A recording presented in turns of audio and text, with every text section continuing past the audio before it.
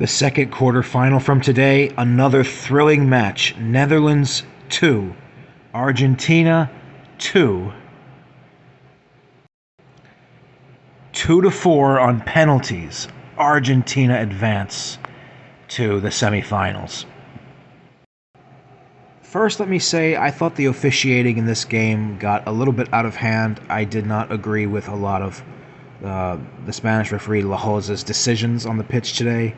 He kind of has a bit of a reputation amongst officiating in the world of football for questionable calls. I thought that he didn't really display any real control over the game, and he let both teams get away with numerous fouls, and that escalated in a rise in tensions between the two squads, which is why we saw on the sidelines that pouring over into shoving and a little bit of getting into each other's faces, a little bit of mild violence, which you don't like to see at all at an event like this. But a large part of that blame does go, I think, to Lahoz. And because of that, this match yielded 17 cards, yellows and reds. This match created a new record. It has now surpassed the infamous Battle of Nuremberg from the 2006 World Cup round of 16 clash between Portugal and, coincidentally, the Netherlands. I remember that. I was 13 years old when that happened. This is now the Battle of Lusail, Qatar. So aside from the very tense moments of players getting heated and the game slipping away from the authority of the officials, what do I think about this match? I was a little bit surprised by how much Argentina were in cruise control relatively for about 70 minutes of this game. Prior to the Netherlands almost pulling off and completing the comeback that they were on, they did not really pose any sort of meaningful, consistent attacking threat to Argentina in this game. Indeed, in a similar way to, as I pointed out, for Croatia versus Brazil for long stretches of that match, in this match here, the Netherlands didn't register, I think, a single shot on goal until Wout Weghorst's header in around the 82nd minute to pull one back and make it 2-1 in favor of Argentina. And I was quite surprised by it because I thought this game was going to be much tenser and tighter in terms of on the field play and in terms of every man on the pitch canceling the other one out. But I saw some sort of shades between this match, similarities between this match and the Argentina-Australia game, where there was one side who actually was clearly better. And I have to say, I think the scoreline is flattering to the Netherlands, just like the scoreline was flattering to Australia. But this is a case of Argentina being their own worst enemy. And Holland got back into this match 100% because Argentina allowed them to. That's not me not giving credit to the Netherlands.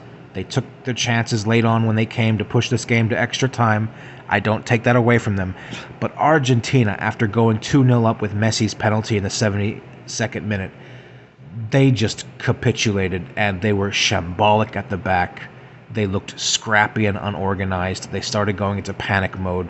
When Weghorst pulled one back out of nowhere, great header into the box from long distance, and Emi Martinez had no chance of saving that. Things got nervy, and we saw Argentina. They were starting to make numerous unnecessary and frankly stupid fouls so close to goal that they were basically gifting the Netherlands more goal-scoring opportunities here. And I think that if Argentina had just continued its sort of high-octane intensity when going 2-0 up, they could have kept a clean sheet in this game, maybe even won more comfortably. And I think that you're starting to see something of an early pattern emerging for Argentina in the knockout stages, that being an inability or a great struggle to close out games, and this sort of like tendency to make things more dramatic than they need to be, because for all intents and purposes, they outclassed the Dutch today. I thought the Netherlands looked insipid, they looked uninspired. They kind of reminded me of their performance in the group stages where teams like Senegal and Ecuador had a good go at them.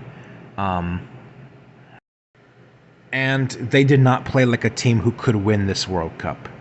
I was quite turned off by that.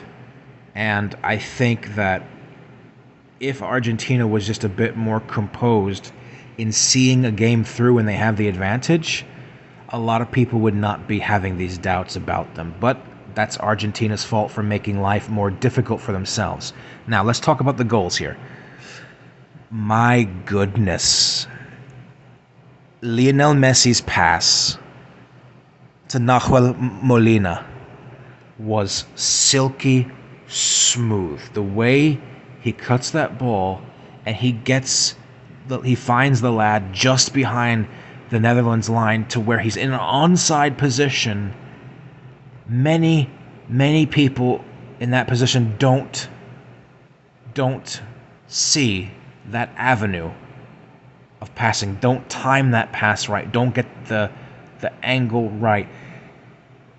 But it's Messi we're talking about. And he leaves the Dutch defense just basically stranded, standing there, not fully grasping what happens until it's already too late, and Molina slots that home past Noppert, the Dutch goalkeeper, and gives Molina his first ever international goal for his country. What a time to score it. Sublime pass from Lionel Messi. An assist itself just worthy of a goal. The foul that was given the penalty, good call. It was a foul. It was egregious. Lucky not to see a couple of more yellows and reds in this game. So when Argentina went 2-0 up, I was thinking, yeah, you know what? They're in cruise control. They might win this game 3-0. The Netherlands just did not show up at the office today. But we had some late drama. Because it did take an exceptional cross into the box to meet Wout Weghorst's head to make things very spicy and very interesting. And this is where Argentina got scared. They got scared, and they made more of a spook about it than they should have. And when they were giving away all these fouls that were close to the box, it was a matter of time before the Netherlands were going to, seriously entertain converting one of them, because Argentina were just giving them away freely. And that's a failure. It's a failure because it suggests that this is something that they might not be able to get away with in the semifinals and final if they actually want to win this tournament.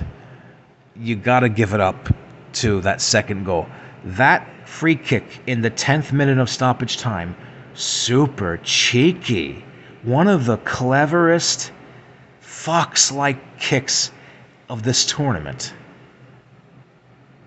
Completely susses out the wall that Argentina sets up to block it. And it's just there. It's just laid off for Weghorst to just slot that in. And oh boy, 2-2, dying seconds of this match, we're going to overtime. We're going to extra time. And I was thinking, Argentina's going to blow this. They're going to blow this. They're going to blow this. But I will say, to Argentina's credit, they did seem to have sorted their mental situation out. They seemed more composed in extra time. They didn't fall apart. You didn't see momentum in the game shift to the Netherlands. If anything, the Netherlands failed to capitalize on their late heroics in regulation time, and it was Argentina who was producing most of the opportunities to grab a late winner and prevent this from going to penalties. There were a couple of really good chances that zoomed across the face of goal in front of Noppert, and a couple that Noppert had to push over with to the roof of the net in order to prevent from going in. You also had a corner kick that looked like it was going to curl in, but he had to get a hand to it to keep it out. And then you had, of course, Fernandez's strike against the crossbar in stoppage time of extra time in the 121st minute, which if that was going in, if that was going to be a goal, it would have blown the roof off of the Lusail Stadium. It would have blown the rafters off. It would have sent the whole stadium into a frenzy with Argentina running out 3-2 winners in the dying embers of extra time. But we went to spot kicks. The Netherlands had two horrible early penalties. Argentina came in clutch. They did what they needed to do. Emi Martinez came up big. He had his Livakovic moment in this match, and he sends Argentina as the only South American team wedge squeezing into the semifinals when this really should have been a comfortable victory. And I look at that as both a good and bad thing for Argentina because it tells me they're kind of getting better with each passing game. They just have to learn how to close matches out.